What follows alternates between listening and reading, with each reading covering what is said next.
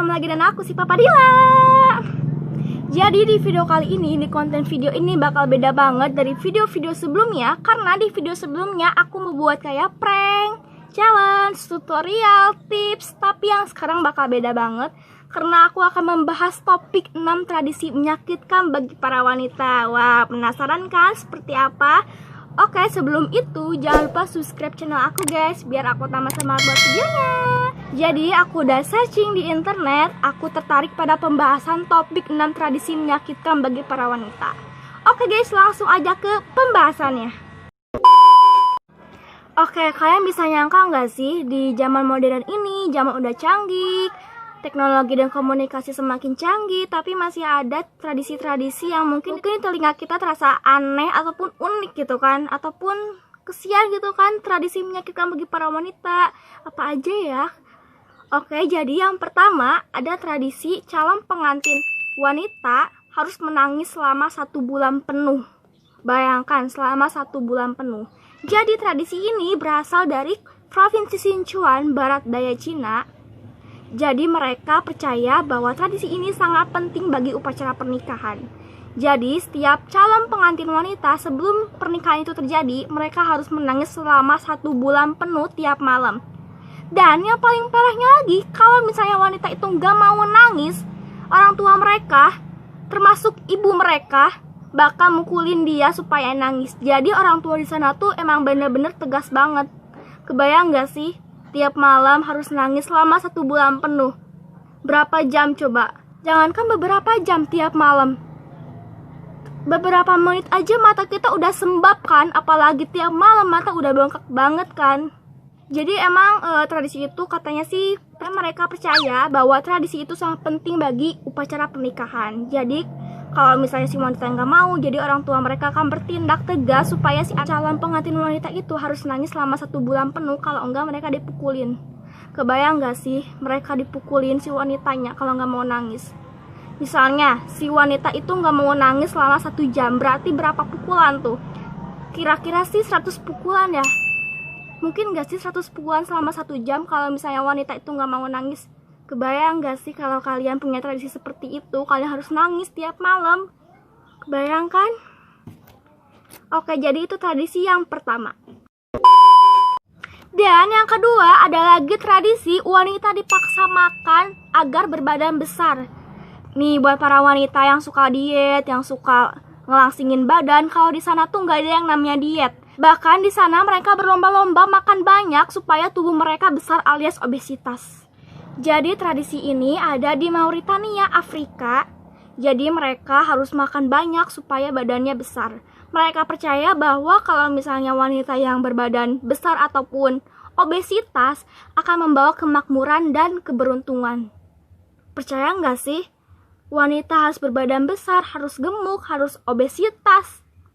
Katanya terkait dengan supaya keberuntungan, supaya kemakmuran. Kalau kata aku sih gak masuk akal banget kan? Kan kalau misalnya desa ataupun rakyat yang pengen makmur, kan bisa menjaga silaturahmi, harmoni, saling menghargai, menjaga persatuan.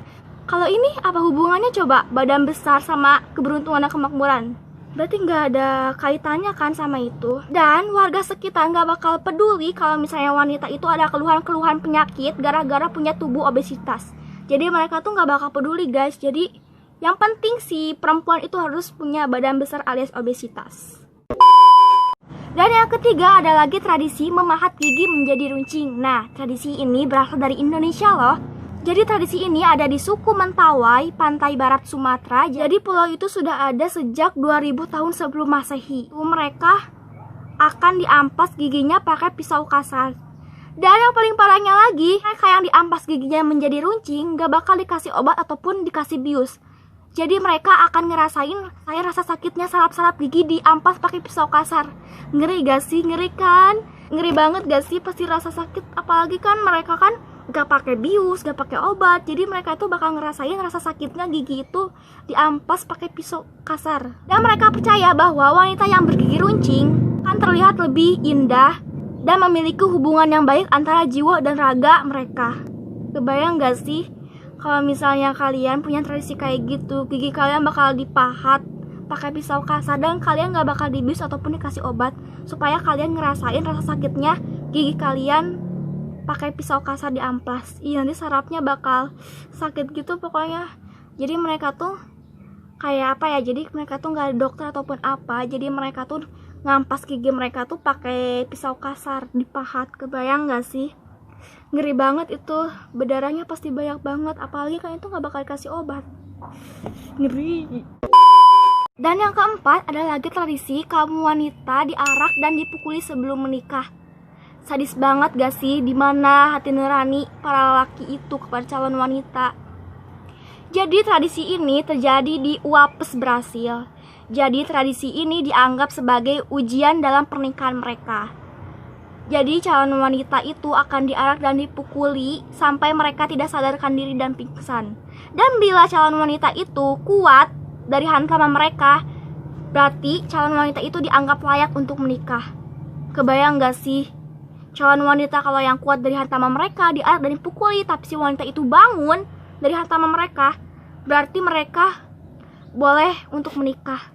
Gak adil banget gak sih kalau misalnya gak ada yang bisa? Gak adil banget kan kalau misalnya wanita itu lemah, gak bisa bangun dari hantaman mereka, berarti mereka gak menikah. Kasian banget mereka nanti gak nikah. Sadis banget ini tradisinya, kalian kebayang gak sih? Aku aja baca di internet ini tentang tradisi ini. Gimana gitu kan calon wanita nasib-nasib di sana, sakit banget gitu kan. Susah mau apa-apa gitu. Yang kelima ada lagi tradisi merusak payudara menggunakan batu panas. Jadi tradisi ini terjadi di Kamuren, Nigeria dan Afrika Selatan. Jadi proses tradisi ini, batu akan dipanaskan kemudian ditekankan pada area payudara. Jadi fungsi batu itu ditekankan pada payudara supaya sel-sel jaringan yang ada di payudara akan rusak, sehingga akan mengurangi resiko tindakan pemerkosaan. Kejam gak sih wanita payudaranya harus diilangin ataupun dirusak gara-gara tradisi ini? Kasian banget kan kalian. Kalau kalian bisa ngerasain di posisi ini, kalian bakal kayak gimana guys? Payudara wanita loh, nanti kalau punya anak gimana? Kalau misalnya bayinya pengen minum susu ataupun apa, nanti susah dong kalau nggak bisa minum ASI ibunya. Kejam banget ih. Dan yang terakhir ada lagi tradisi yang sempat viral, yaitu mengikat cincin di leher kaum wanita.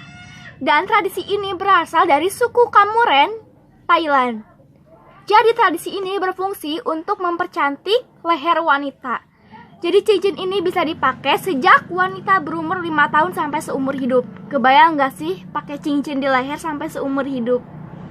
Jadi tradisi ini sempat viral di sosial media. Aku udah lihat di YouTube, di Facebook, dan ternyata ramai banget. Aku udah searching di internet, ternyata ini dari Kamuren di Thailand. Oke guys, tadi ada tradisi menyakitkan bagi para wanita di seluruh dunia. Semoga informasi yang aku berikan kepada kalian semua bisa bermanfaat dan bisa memberi pelajaran buat kita semua, buat para penonton kalian semua. Jadi intinya walaupun mereka punya tradisi seperti itu yang mengejamkan ataupun yang sadis ataupun yang menyakitkan bagi para wanita, apapun tradisinya, mereka sudah kewajiban mereka harus menghargai dan menghormati tradisi leluhur mereka sendiri. Oke guys, kayaknya videonya sampai sini dulu. Mohon maaf bila ada kesalahan kata-kata, soalnya ini baru video pertama kali membahas topik seperti ini. Semoga kalian bisa suka dengan video ini. Jangan lupa like, comment, dan subscribe guys. Buat kalian pokoknya jangan lupa subscribe, karena subscribe itu gratis. Bye bye.